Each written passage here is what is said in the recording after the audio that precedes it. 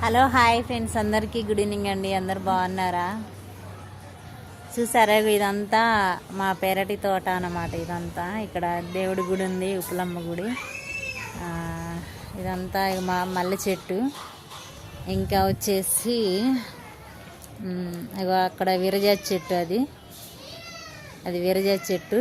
ఇది కరివేపాకు. So friends, ఇప్పుడు నేనైతే ఇక్కడ చెత్త పెరిగింది కదా బాగా, ఇదంతా చెత్త అంతా తీసేయాలని వచ్చిందనమాట. స్కూల్ నుంచి వచ్చిన ఇంకా టీ కూడా తాగలేదు, ఇదే పని చేయాలని చూస్తాను